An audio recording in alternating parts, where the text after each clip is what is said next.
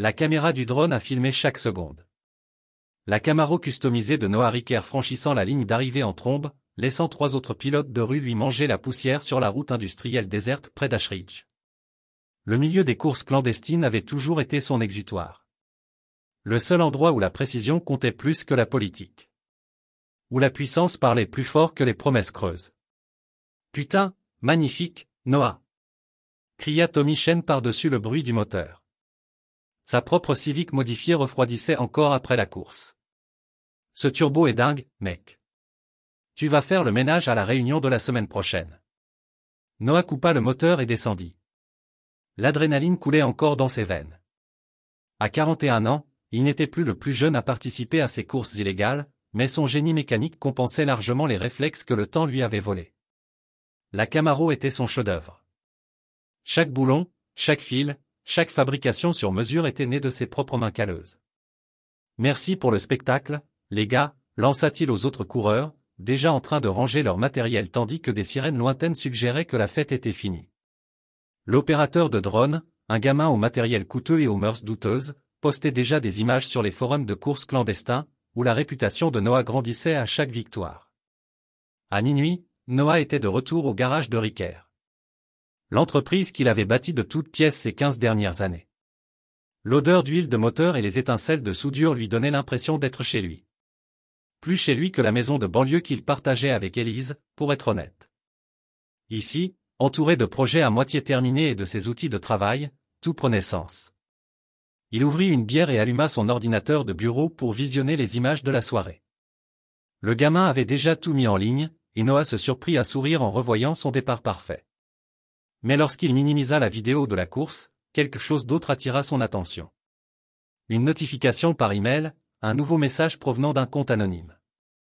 Vous pourriez être intéressé par ceci.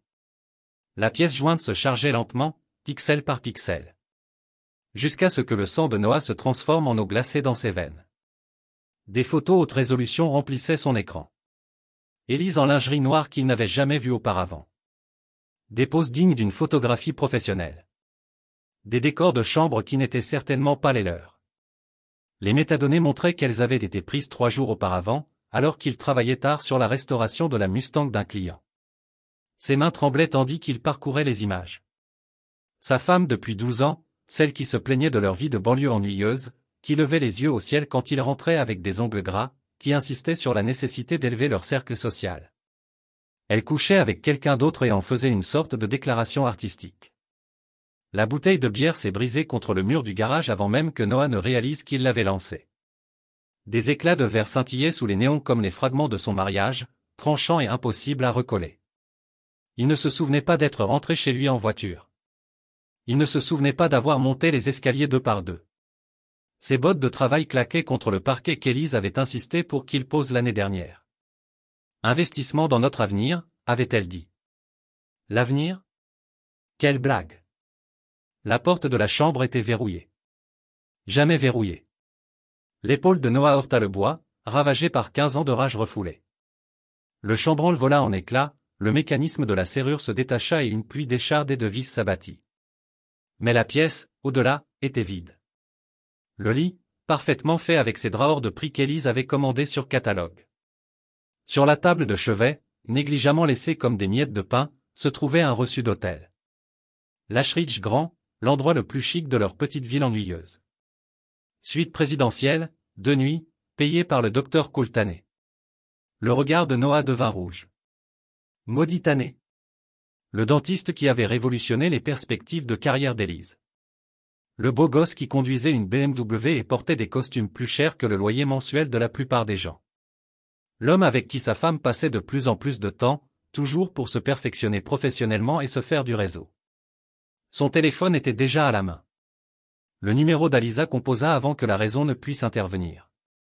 Il sonna 1 fois, 2 fois. Oh, Cole, tu es vraiment nul. La voix d'Elisa était haletante, ricanante, complètement insouciante. Je n'arrive pas à croire que tu veuilles recommencer si tôt, Élise. La voix de Noah résonna comme du gravier sur du verre brisé. Le silence à l'autre bout du fil dura une éternité. Puis, d'un ton qu'il n'avait jamais entendu de sa femme auparavant, froid, calculateur, totalement dénué de la honte qui l'attendait, elle dit, « Depuis combien de temps es-tu là, Noah ?» La confrontation eut lieu à l'aube, lorsqu'Élise finit par rentrer chez eux comme un serpent coupable retournant à sa tanière.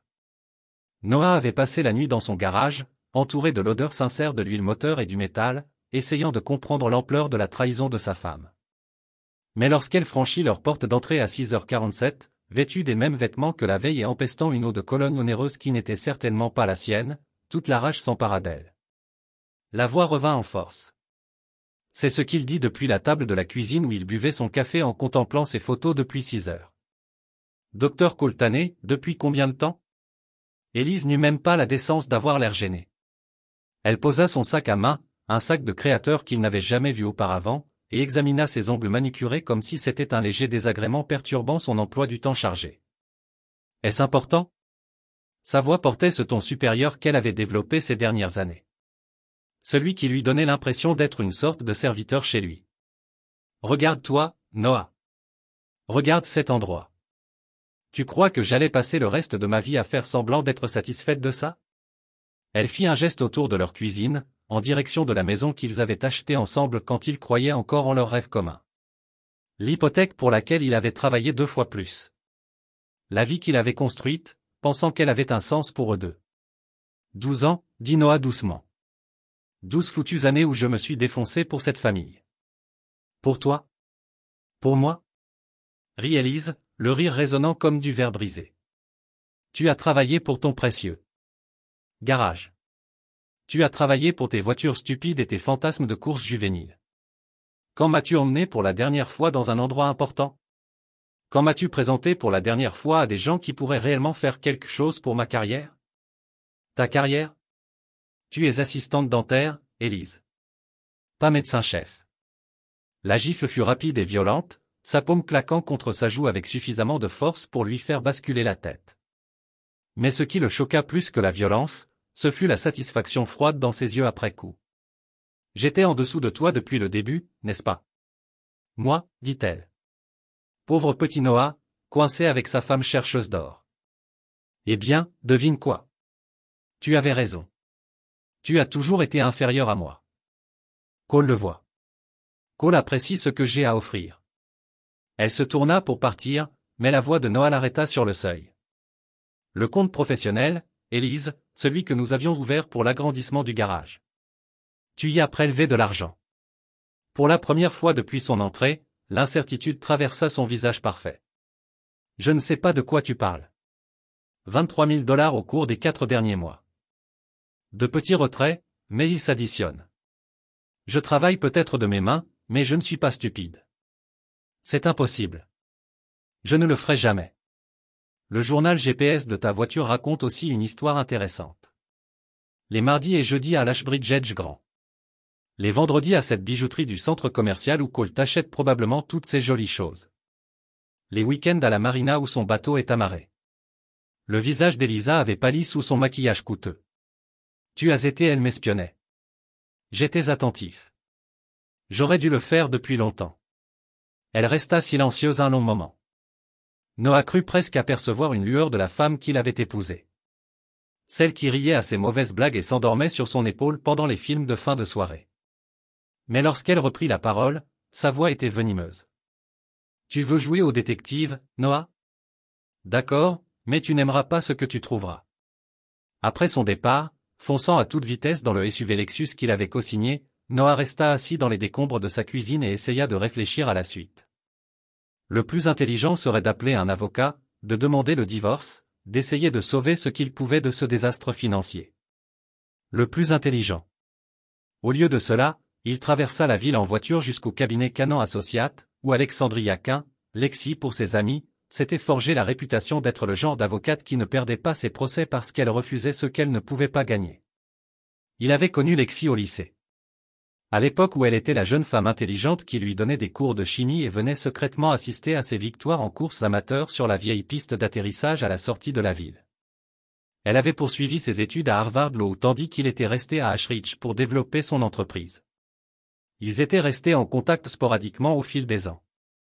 Cartes de vœux, bières occasionnelles quand elle était en ville, visites familiales, courtoisie professionnelle entre vieux amis. La réceptionniste a essayé de lui dire que Lexi était complète pour le mois suivant, mais que Noah était venu de trop loin pour être refoulé par des conflits d'horaires. Dites-lui que Noah Ricker est là pour un litige de véhicule. Il a dit qu'elle voudrait me voir. 10 minutes plus tard, il était assis en face de Lexi Kane dans son bureau d'angle, entouré de livres de droit et d'articles de journaux encadrés relatant ses victoires judiciaires. Elle ressemblait comme deux gouttes d'eau à ce qu'elle était, une femme qui s'était hissée au sommet d'une profession dominée par les hommes et qui appréciait la vue d'en haut. Conflit de véhicule, a-t-elle dit avec un léger sourire. Laisse-moi deviner, quelqu'un essaie. Pour te faire payer un travail sur mesure. Quelque chose comme ça. Noah a sorti son téléphone et lui a montré le reçu de l'hôtel, les photos anonymes, les relevés bancaires qu'il avait imprimés le matin même. Ma femme a volé dans notre entreprise pour financer une liaison avec son patron. Maintenant, je suis presque sûr qu'il prévoit de m'arnaquer de manière à faire passer cette tromperie pour une simple contravention. L'expression de l'ex est passée de l'amusement à un professionnalisme froid tandis qu'elle examinait les preuves. C'est pour ça qu'elle n'avait jamais perdu un procès. Elle pouvait décrypter une situation plus vite que la plupart des gens ne peuvent comprendre ce qu'ils voyaient. Noah, je vais être franc avec toi. Si ce que tu me montres est exact, tu ne te retrouves pas seulement face à une infidélité et un détournement de fonds. Ça sent le piège. Quel est l'accès d'un bail à tes comptes professionnels? Accès complet. Elle s'occupe de la plupart des formalités administratives pendant que je me concentre sur le côté mécanique. Et le docteur Tané, tu as dit qu'il était son patron, et propriétaire du cabinet dentaire où elle travaille. Produits cosmétiques haut de gamme. Riche la clientèle. Lexi se laissa aller dans son fauteuil en cuir, les doigts croisés, pensive. Voilà ce que tu vas faire. Tu vas rentrer chez toi et faire comme si de rien n'était. Mari aimant, confus et blessé, mais prêt à travailler pour le mariage. En attendant, tu vas tout documenter. Chaque conversation, chaque transaction financière, chaque fois qu'elle quitte la maison. Tu crois qu'il prépare quelque chose de plus gros? Je pense qu'une femme qui vole son mari pour financer une liaison avec un dentiste qui conduit une BMW ne joue pas à la petite semaine. Et si j'ai raison, nous devons avoir 3 longueurs d'avance sur ce qu'il mijote. Noah passa le reste de la journée à installer du matériel de surveillance avec la même minutie qu'il mettait à refaire les moteurs. Des micro-caméras dans les parties communes de leur maison, des traceurs GPS sur les 2 voitures, des enregistreurs audio dans le sac à main et la mallette d'Alisa. Si sa femme voulait jouer, il s'assurerait de connaître les règles. L'installation d'une caméra embarquée dans sa Lexus était particulièrement satisfaisante. Un petit appareil caché derrière le rétroviseur qui enregistrait vidéo et audio dès que le moteur tournait. Élise avait toujours été bavarde, surtout quand elle pensait que personne ne l'écoutait. Ce soir-là, elle rentra avec un plat à emporter d'un restaurant chic du centre-ville et une expression d'innocence blessée qui lui aurait valu un Oscar. Noah, mon chou, j'ai repensé à ce qui s'est passé ce matin. J'ai été cruel et je suis désolé. Cette histoire avec Cole, c'est arrivé comme ça. Je n'avais jamais voulu que ça aille aussi loin. Elle était douée. S'il n'avait pas vu ses photos, n'avait pas remonté là. Piste de l'argent, n'avait pas installé de matériel d'enregistrement dans toute la maison, il l'aurait peut-être cru. Je veux juste comprendre, Élise, comment en sommes-nous arrivés là? Je ne sais pas. Je crois que je me sentais juste sous-estimé, comme si nous étions colocataires plutôt qu'amantes. Cole me faisait me sentir à nouveau spécial. Désiré. Noah hocha la tête et fit des bruits appropriés à propos de thérapie et de résolution de leurs problèmes. Pendant ce temps, l'enregistreur audio dans son sac à main capturait chaque mot, et la microcaméra dans leur cuisine filmait sa performance pour la postérité. Plus tard dans la soirée, après qu'Élise fut couchée, Noah passa en revue les enregistrements de la journée. La plupart étaient routiniers. Appels téléphoniques à des amis, conversations avec des collègues, les détails banals d'une vie bâtie sur le mensonge. Mais un appel passé alors qu'elle rentrait du travail a tout changé. « C'est moi », dit la voix d'Alisa dans le son de la caméra embarquée. « Il est au courant pour l'argent. » Non, je ne pense pas qu'il soit au courant pour le reste, mais il faut qu'on accélère. Jeudi, c'est trop tôt. D'accord, mais si ça tourne mal, Cole, je te jure, qu'est-ce que tu veux dire par police d'assurance? L'appel s'arrêta là, mais Noah en avait assez entendu. Quels que soient les plans d'Élise et Cole, ça se passerait jeudi, dans 2 jours. Et ils avaient une sorte de plan B. Une assurance qui impliquait probablement de s'assurer que Noah ne puisse pas intervenir. Il prit son téléphone pour appeler Lexi, puis hésita. Il franchissait déjà les limites et le ferait passer pour un obsessionnel, voire un criminel si l'affaire finissait au tribunal. Mais en observant les preuves qui s'accumulaient contre sa femme, Noah réalisa qu'il ne se souciait plus de paraître gentil. Certaines trahisons étaient trop flagrantes pour être pardonnées.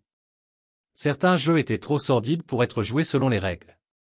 Jeudi matin, la pluie et les révélations arrivèrent. Noah avait passé les 2 jours précédents à jouer le rôle du mari réconciliateur.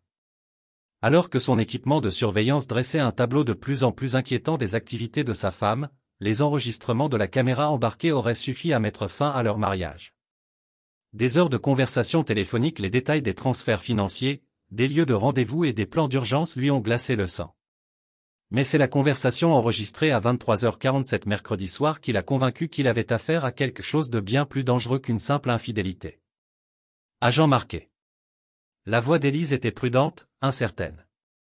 Ici Élise Ricker. Le docteur Tanet a dit que vous pourriez peut-être nous aider pour un problème familial. La réponse était étouffée, mais Noah pouvait en distinguer suffisamment. Les appels pour violence conjugale sont une affaire sérieuse, Madame Ricker. Si votre mari vous a menacé, il a découvert pour Cole et moi hier soir. Il m'a attrapé le poignet si fort qu'il a laissé des traces. J'ai peur de ce qu'il pourrait faire s'il découvre le prêt commercial. Les poings de Noah se serrèrent tandis qu'il écoutait sa femme inventer un historique d'abus avec la même précision désinvolte qu'elle utilisait pour organiser des dîners. Chaque détail était calculé. Le timing, les témoins, les preuves matérielles qu'elle semblait fabriquer, le prêt commercial. C'était une nouvelle information. Il a appelé Lexi du garage à l'aube pendant qu'Élise, il prévoit de me faire accuser de violence conjugale, dit-il sans préambule. Un flic corrompu nommé Marquet est impliqué et il y a quelque chose à propos d'un prêt commercial dont je n'ai jamais entendu parler. Ralentissez. La voix de Lex était alerte malgré l'heure matinale. Que as-tu entendu exactement? Noah passa l'enregistrement, observant le visage de Lex s'assombrir à mesure que les implications devenaient claires. Seigneur, Noah, il ne prévoit pas seulement de divorcer. Il prévoit de te détruire. Des accusations de violence conjugale, surtout avec un policier coopératif, pourraient te coûter tout. Le garage, la maison, probablement la prison s'ils font preuve d'imagination avec les preuves. Quel genre de prêt commercial? Le genre où votre femme contrefait votre signature sur des documents que vous n'avez jamais vus, puis prétend que vous avez autorisé la transaction. Si Cole est impliqué, on est probablement en présence d'un montant substantiel, peut-être suffisant pour acheter ce cabinet dentaire.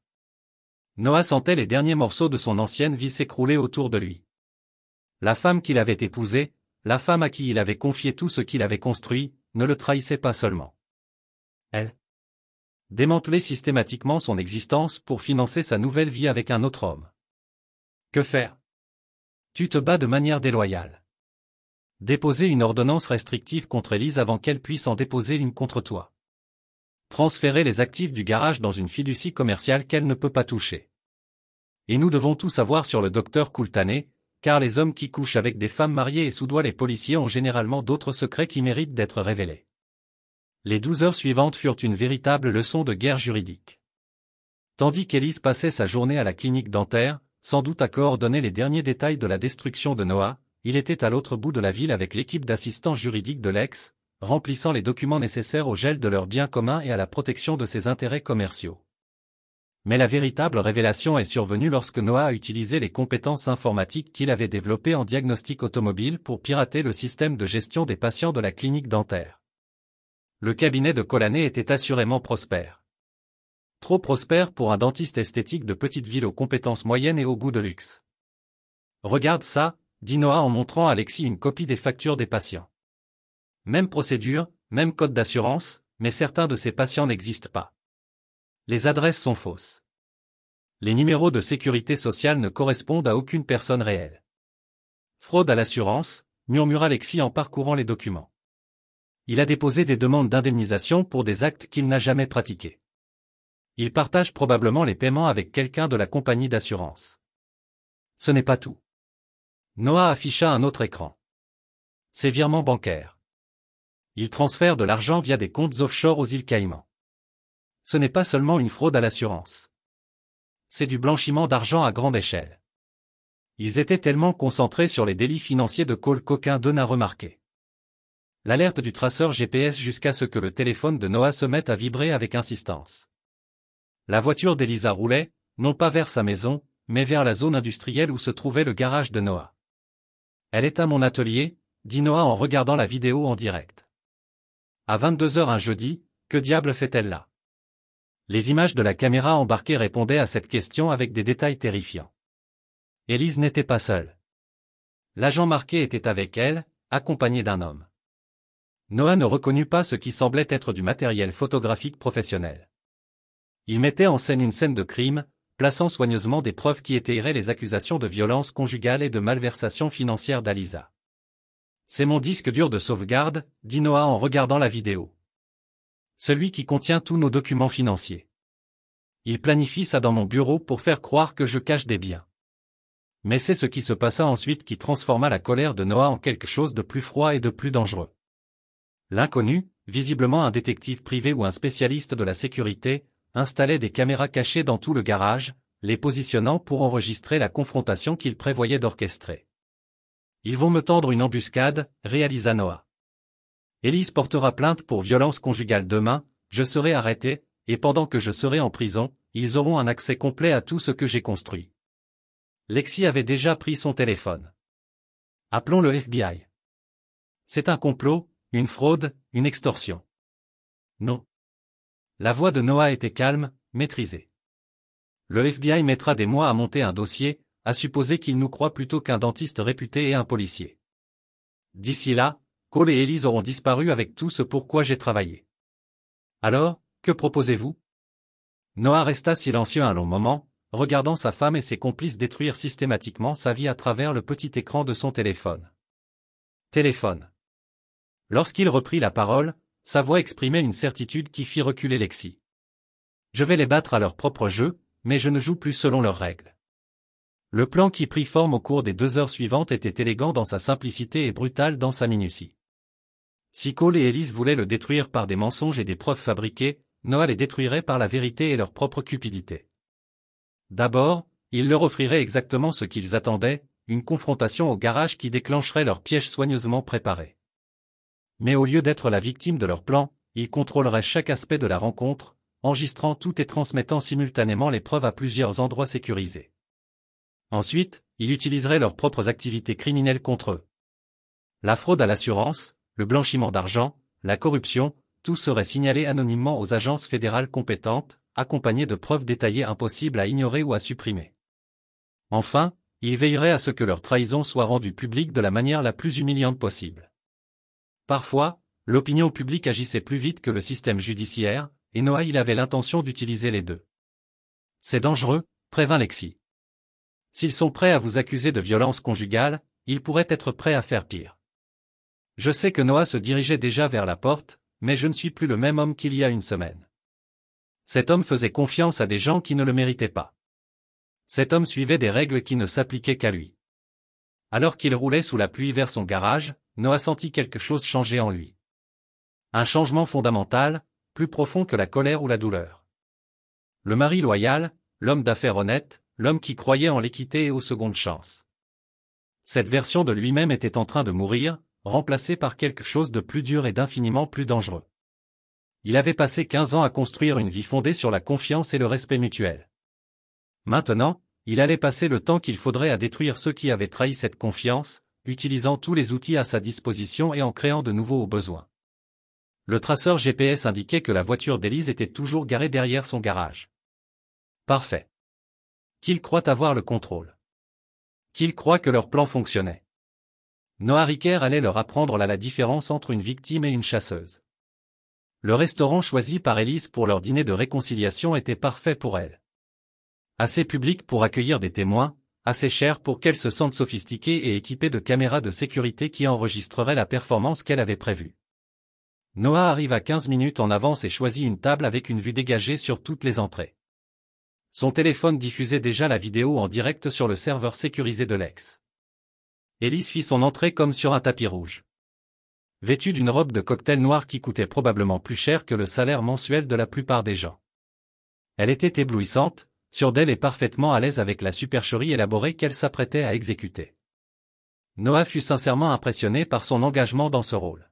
« Tu es magnifique, dit-il lorsqu'elle s'assit, sincère. » Sa femme avait toujours été séduisante, mais il y avait quelque chose de différent chez elle maintenant. Une lueur carnassière dans ses yeux qu'il n'avait jamais remarqué auparavant ou qu'il avait peut-être choisi de ne pas voir.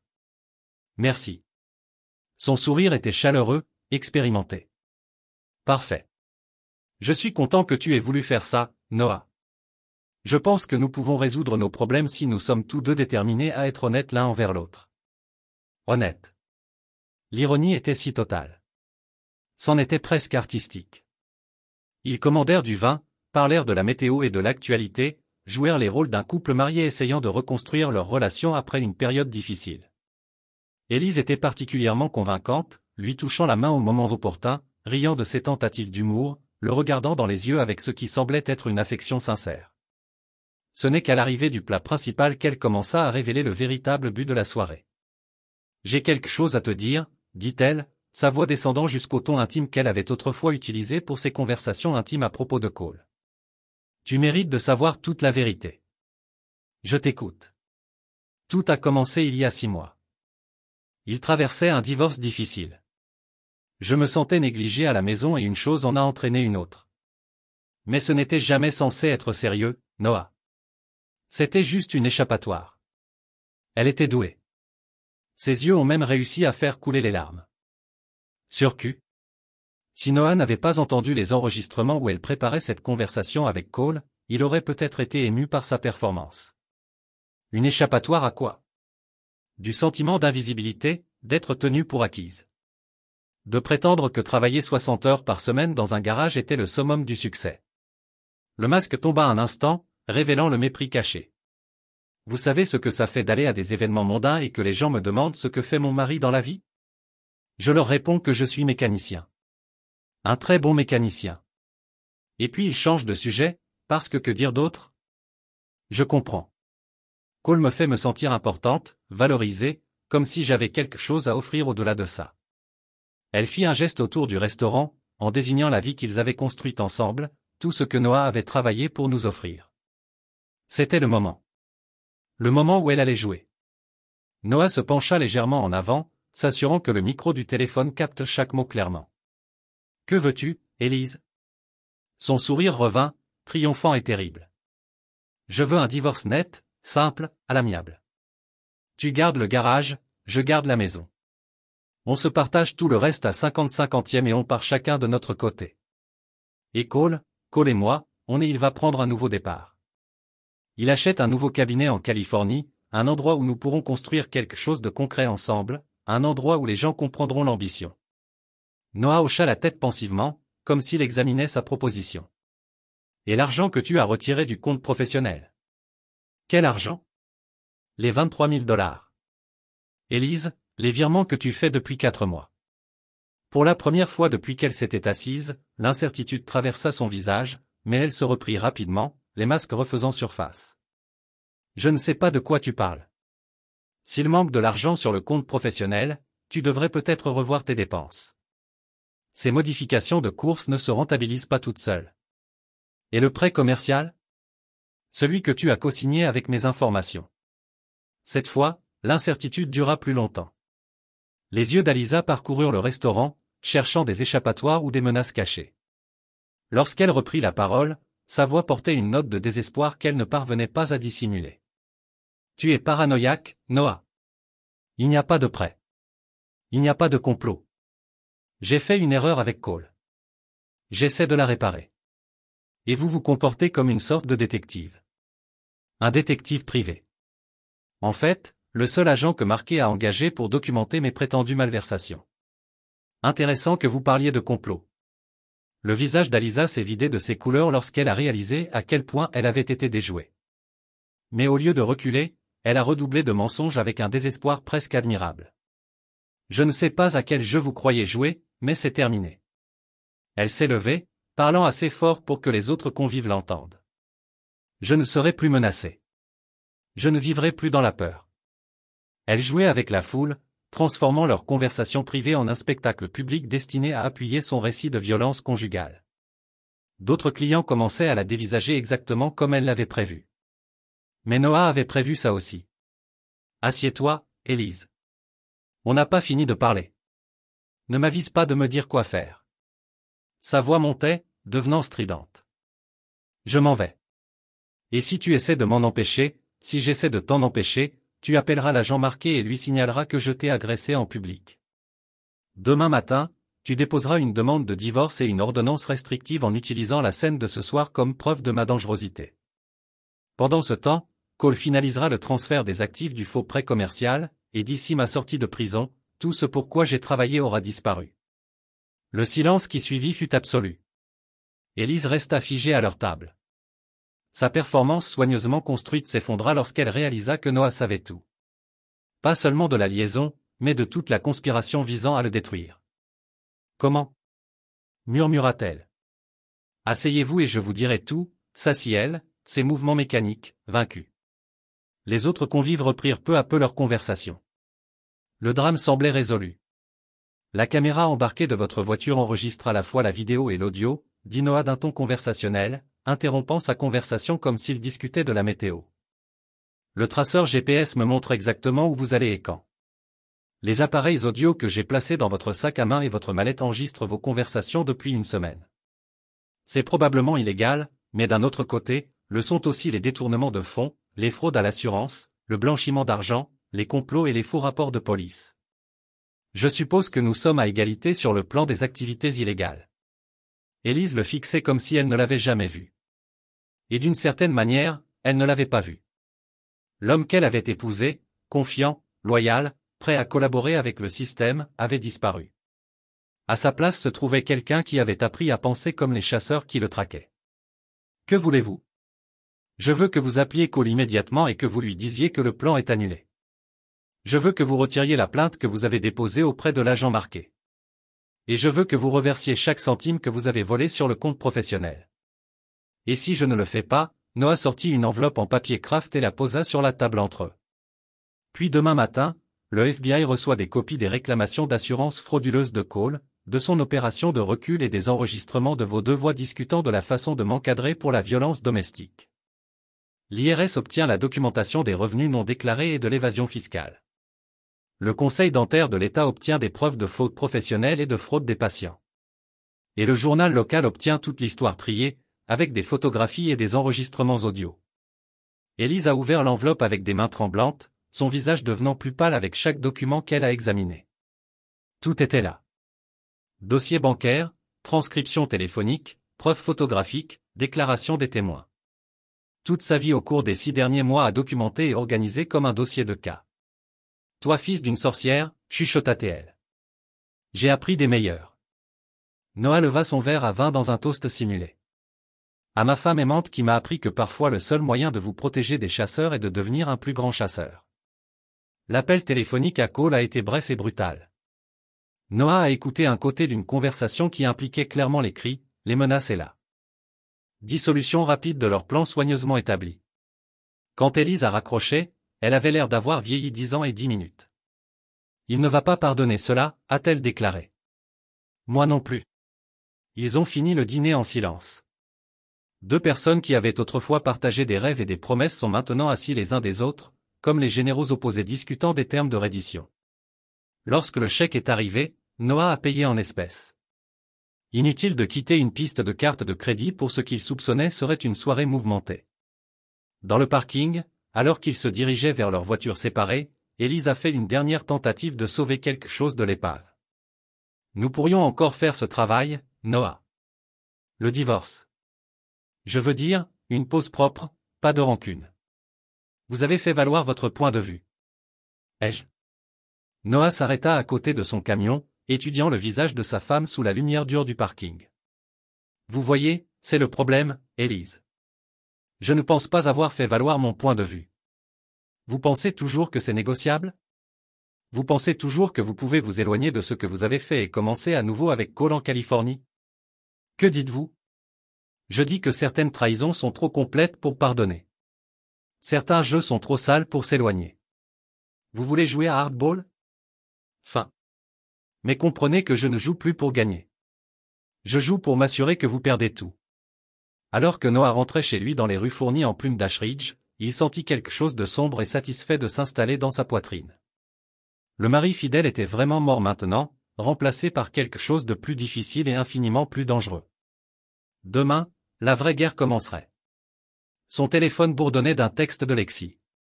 Document de divorce déposé il y a 1 heure.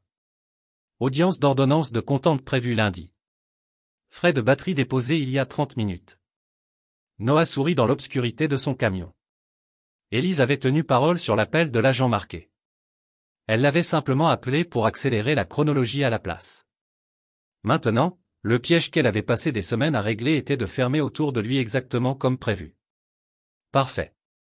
Laissez-les penser qu'ils étaient toujours en contrôle.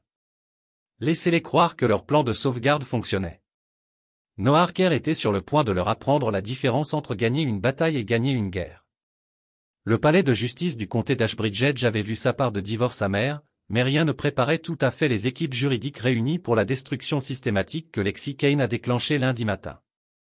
Noah s'est assis sur la chaise de l'accusé portant son meilleur costume et l'expression d'un homme qui avait été accusé à tort tandis que l'avocat d'Elisa, un avocat d'entreprise lisse du nom de Marcus Webb, préparait à présenter ce qu'il pensait clairement être un cas étanche. Votre honneur, Webb a commencé, sa voix portant l'autorité pratiquée de quelqu'un qui n'avait jamais perdu une audience de violence domestique.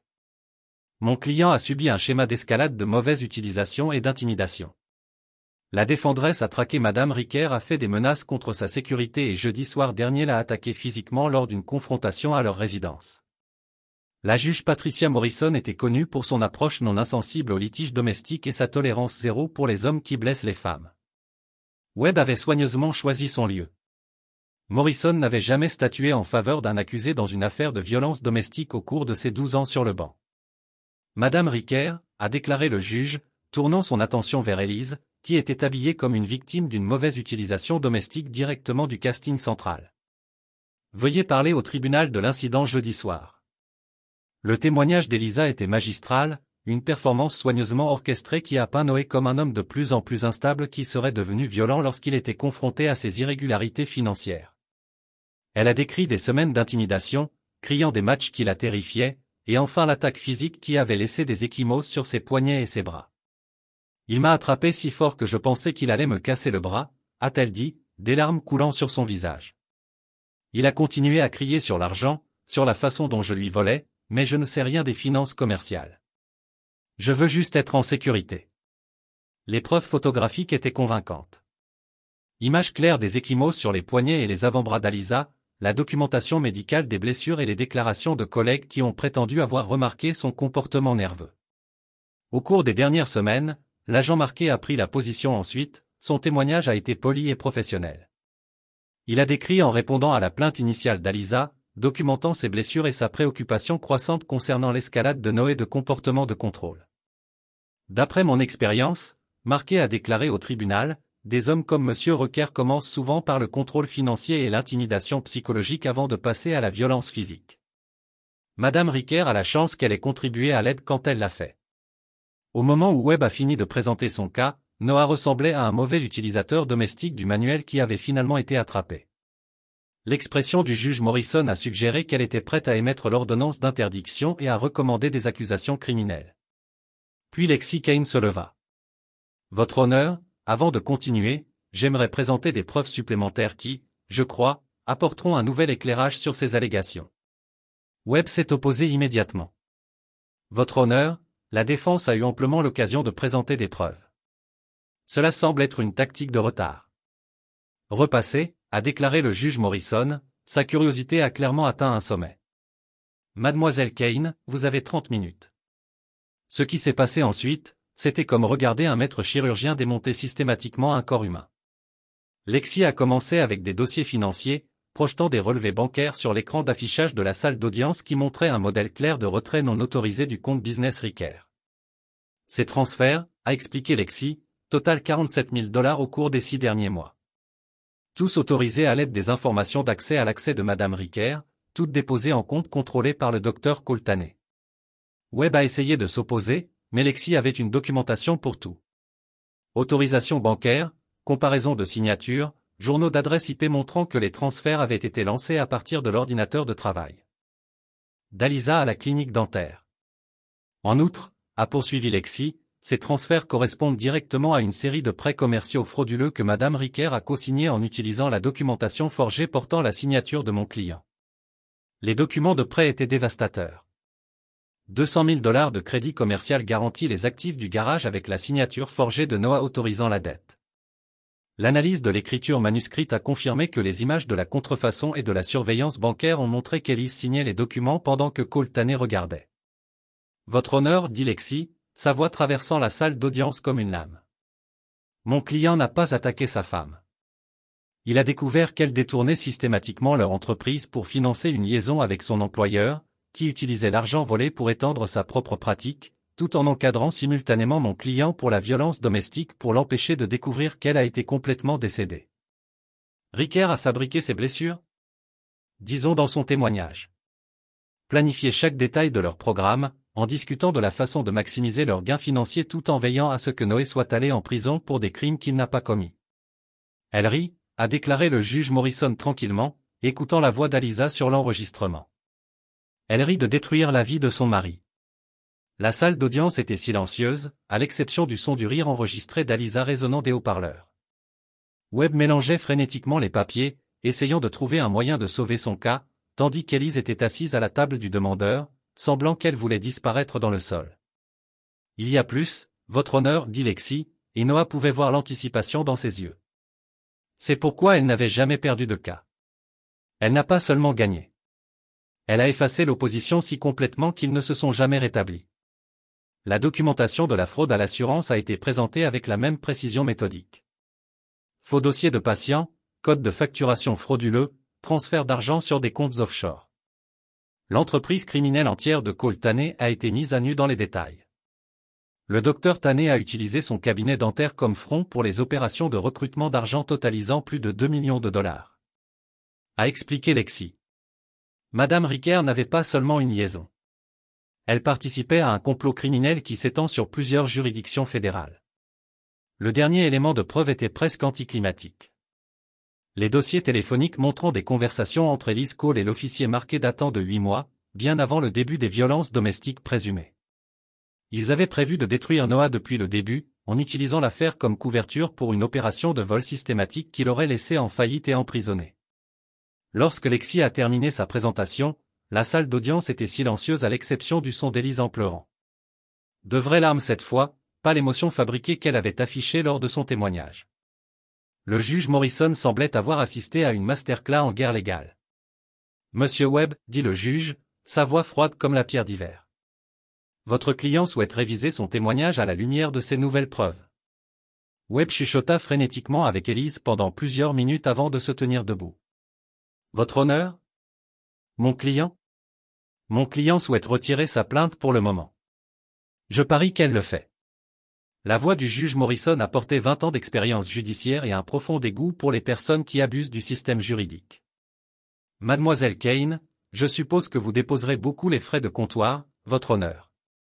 Parjure, complot, fraude, détournement de fonds, dépôt de faux rapports de police et une action civile pour des dommages qui garantira à mon client tout ce qu'il a perdu, ainsi que des dommages-intérêts punitifs pour la détresse émotionnelle de cette épreuve. En quittant le palais de justice, Noah sentit une sombre satisfaction s'installer dans ses os. Le mari fidèle était vraiment mort maintenant, remplacé par quelque chose qui comprenait les mathématiques brutales de la vengeance. Mais la guerre n'était pas terminée. Ça commençait. Son téléphone bourdonnait d'un SMS à partir d'un numéro inconnu. Vous pensez que vous avez gagné? Ce n'est pas fini. Voir Cole Taney était sur le point d'apprendre que certains ennemis étaient trop dangereux pour menacer. L'attention des médias a été immédiate et brutale. Mardi soir, le visage d'Alisa était sur la première page du Herald Ashridge sous le titre « Suburban Shemer, complot de la femme locale pour encadrer le mari exposé au tribunal ». L'histoire avait tout ce que les journaux de petite ville aimaient. ZEX, l'argent, la trahison et une révélation de salle d'audience spectaculaire qui a fait ressembler le demandeur à un sociopathe complet. Noah aurait dû se sentir justifié.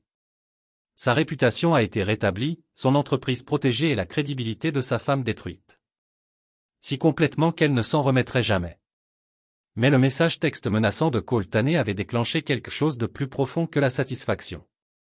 Un instinct carnivorique qui ne serait pas satisfait tant que la menace n'a pas été complètement éliminée. Mercredi matin, Cole avait liquidé ses actifs et fermé son cabinet dentaire du jour au lendemain. Selon les dossiers bancaires, les enquêteurs de l'ex avaient obtenu, il avait transféré près de 400 000 $ à un compte de crypto-monnaie introuvable et acheté un billet aller simple dans un pays non exclusif. Il court, a déclaré Lexi lors de leur réunion d'urgence. Et a probablement compris que l'enquête du FBI se clôturait et a décidé de réduire ses pertes. Et Elise? Elle ne va nulle part. Son passeport a été suspendu dans l'attente de l'enquête criminelle. Et franchement, elle n'a pas les ressources pour disparaître comme Cole. Sans son soutien financier, elle n'est qu'une autre femme au foyer de banlieue confrontée à de sérieuses accusations fédérales. Mais l'instinct de Noah criait que quelque chose n'allait pas. Cole Taney n'était pas du genre à abandonner une opération rentable sans épuiser d'abord chaque option. Des hommes comme lui ne fonctionnaient pas. Ils ont doublé, sont devenus désespérés, ont commencé à faire des erreurs qui les ont transformés des chasseurs en quelque chose de beaucoup plus dangereux. La réponse est venue à 3h47 jeudi matin lorsque le système de sécurité de Noah l'a alerté du mouvement dans son garage. Les caméras ont montré que 2 chiffres pénétrant dans sa boutique, se déplaçant avec la carence en pratique des professionnels. Mais ce n'était pas Cole. C'était Elise et un autre homme Noah ne reconnaissait pas. À la fois armé et clairement désespéré, le premier instinct de Noah a été d'appeler la police, mais quelque chose l'a fait hésiter. Ce n'étaient pas des cambrioleurs aléatoires à la recherche d'outils à voler. Il cherchait quelque chose de spécifique, déchirant ses fichiers de bureau avec une urgence qui suggérait qu'il manquait de temps. Puis il a entendu la voix d'Elisa à travers le flux audio, et tout est devenu clair. Il doit être ici quelque part, disait-elle. Cole a dit que Noah avait des copies de tout caché dans le garage. Et s'il les a déplacés? La voix de l'autre homme était nerveuse, effrayée. Et si l'avocat a tout? Ensuite, nous sommes foutus. Cole est déjà dans le vent. Et si ces agents du FBI trouvent ce qu'ils recherchent, je vais en prison pendant 20 ans. Noah s'est rendu compte de ce qu'il recherchait. Les preuves qu'il avait recueillies au sujet de l'opération de réduction d'argent de Cole. Mais ce qu'il ne savait pas, c'est qu'il a tout déplacé dans un emplacement sécurisé il y a quelques jours, ne laissant que des fichiers leurs dans son bureau en toute sécurité. Son téléphone bourdonnait d'un SMS du numéro de Cole. J'ai votre avocat. Vous voulez la revoir vivant? Vous m'apporterez les dossiers financiers et les codes d'accès aux crypto-monnaies. Bâtiment du district de l'entrepôt 47. Venez seul ou elle meurt. La photographie ci-jointe a montré Alexis lié et bâillonné dans ce qui ressemblait à un espace industriel abandonné, très vivant, mais clairement terrifié. Le désespoir de Cole l'avait finalement poussé au-delà du point de la criminalité rationnelle en quelque chose qui approche de la folie. La transformation de Noah était complète à ce moment-là. Le mari fidèle était parti. L'homme d'affaires respectueux des lois avait disparu. Même le chercheur de vengeance calculant avait disparu. Ce qui restait était quelque chose de primitif et infiniment plus dangereux. Un chasseur qui vient de voir son territoire envahi et sa meute menaçait. Il s'est armé d'outils de son garage. Pas des armes exactement, mais des instruments qui pourraient servir plusieurs fins entre les bonnes mains. Un coupe plasma, un équipement de soudage, des outils de diagnostic automobile qui pourraient suivre les signaux électroniques. Si Cole voulait jouer un pirate de l'air professionnel, Noah lui montrerait ce que 15 ans d'ingénierie de précision pourraient accomplir lorsqu'ils sont appliqués aux problèmes humains. Le quartier des entrepôts après minuit était un dédale de bâtiments abandonnés et de réverbères brisés, parfait pour le genre de confrontation que Cole avait en tête. Le bâtiment 47 était une structure industrielle à 3 étages qui était vide depuis des années, ses fenêtres sont montées et son quai de chargement scellé avec une feuille de métaux rouillée.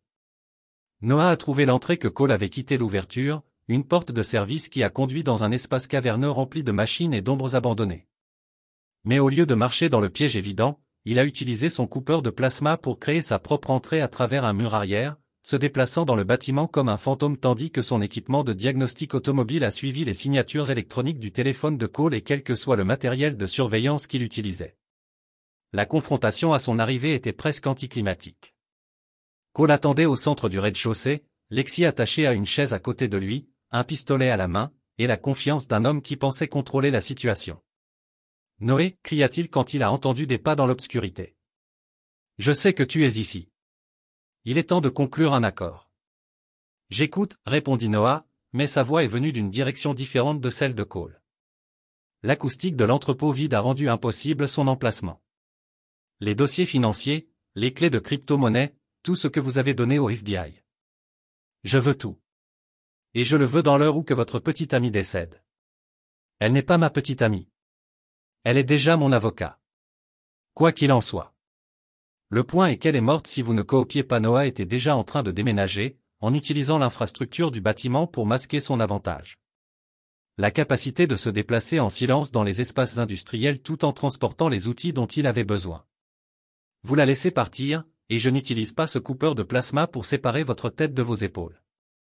Cole tourna autour, le pistolet vacillant alors qu'il tentait de localiser Noé dans le dédale des ombres et de l'équipement abandonné. Mais Noah était déjà à l'intérieur de son périmètre défensif. Les coupeurs de plasma flammaient des ombres sauvages à travers les murs d'entrepôt. Le combat était brutal et décisif. Cole avait un outil, mais Noah a eu 15 ans de travail avec des outils dangereux dans des espaces confinés. La flamme du coupe-plasma a fait une excellente distraction, et le désespoir de Cole le rendait bâclé.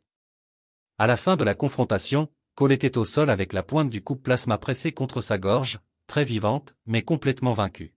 « Ah, vous avez deux choix », a déclaré Noah, sa voix calme malgré l'adrénaline qui traverse son système. Choix 1, j'appelle la police. Vous allez en prison pour enlèvement et essayer un homicide, et vous passez les 20 prochaines années à apprendre ce qui arrive à de jolis dentistes dans la prison fédérale. Quel est le choix 2? Choix 2, vous transférez chaque centime que vous avez volé sur mes comptes. Ashridge, je vais vous rendre compte et terminer ce que nous avons commencé ici. Une pratique réussie, une bonne vie. N'était pas suffisant. Ce n'est jamais suffisant lorsque vous êtes en compétition avec des gars comme vous.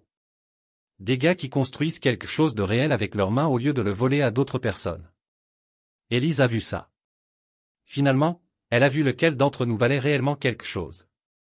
Alors que Cole disparaissait dans la nuit, probablement pour toujours, Noah a mis en colère Lexi et l'a aidé à se relever. Elle a été secouée mais indemne et ses premiers mots étaient caractéristiquement professionnels. C'était incroyablement stupide et incroyablement efficace, a-t-elle déclaré. Aussi probablement illégal de 6 manières différentes. Allez-vous me signaler? Pourquoi? J'ai été enlevé par un criminel désespéré qui a avoué tout avant de fuir la juridiction. Vous étiez le mari concerné qui a aidé les forces de l'ordre à me localiser. Fin de l'histoire. Ils ont brûlé la confession écrite de Cole, mais ont gardé plusieurs copies de la vidéo. Assurance contre tout problème futur. À l'aube, Élise avait été libérée de la garde. Officiellement, une victime de la manipulation de Cole plutôt qu'un co-conspirateur de ses plans. Les médias l'ont peinte comme une autre femme trompée par un chasseur charismatique, et la sympathie du public a déplacé sa faveur presque du jour. Au lendemain, Noah aurait pu se sentir désolé pour elle, aurait pu se satisfaire dans son humiliation publique et ses problèmes juridiques. Au lieu de cela, il ne ressentait rien du tout. Le vide froid d'un homme qui avait systématiquement détruit tous ceux qui l'avaient trahi et trouvé l'expérience moins satisfaisante que prévu. 6 mois plus tard, Noah se tenait dans la salle d'exposition de sa 3e boutique automobile personnalisée, regardant un client examiner une Mustang vierge de 1967 qui avait pris son équipe 4 mois à restaurer. L'expansion des entreprises avait été entièrement financée par l'argent du règlement de son procès contre Cole et Élise. Près de 2 millions de dollars en dommages-intérêts qui avaient transformé son modeste garage en un empire automobile de luxe. Monsieur Ricker, le client, était un cadre technologique de Californie, le genre d'homme qui a collecté des voitures rares comme d'autres personnes ont collecté des timbres. C'est un travail incroyable. Combien de temps pourriez-vous commencer sur mon Yika au 69 Camaro? Nous réservons l'année prochaine, a répondu Noah, lui donnant une carte de visite. Mais je peux vous mettre sur la liste d'attente. L'ironie n'a pas été perdue pour lui. Il serait devenu exactement le genre d'homme d'affaires prospère qu'Élise avait toujours prétendu vouloir chez un mari. La différence était qu'elle n'était plus là pour en profiter. Le divorce avait été finalisé il y a 3 mois, Élise ne recevant exactement rien du règlement. Sa participation au plan de Cole, même en tant que victime, selon le dossier officiel, avait annulé toute réclamation à la propriété communautaire. Elle était retournée avec ses parents et avait pris un emploi dans une clinique dentaire à prix réduit à travers la ville. Son cercle social et sa réputation professionnelle, détruits au-delà de la réparation. Noah l'a parfois vu autour d'Ashridge, généralement à l'épicerie ou à la station-service, toujours seul et toujours plus âgé que ses 39 ans. Ils n'ont jamais parlé. Qui avait-il à dire? Lexi était devenu un visiteur fréquent de ses magasins, ostensiblement pour gérer les aspects juridiques de son expansion commerciale, mais de plus en plus pour des raisons qui n'avaient rien à voir avec le droit. Leur ancienne amitié avait évolué en quelque chose de plus profond pendant les mois de guerre juridique. Et Noah s'est retrouvé avec impatience ses visites avec une anticipation qu'il n'avait pas ressentie depuis ses premiers jours avec Élise. Journée chargée? Lexi a demandé, apparaissant dans la porte de la salle d'exposition avec du café et l'expression amusée qu'elle portait quand elle l'avait regardé travailler.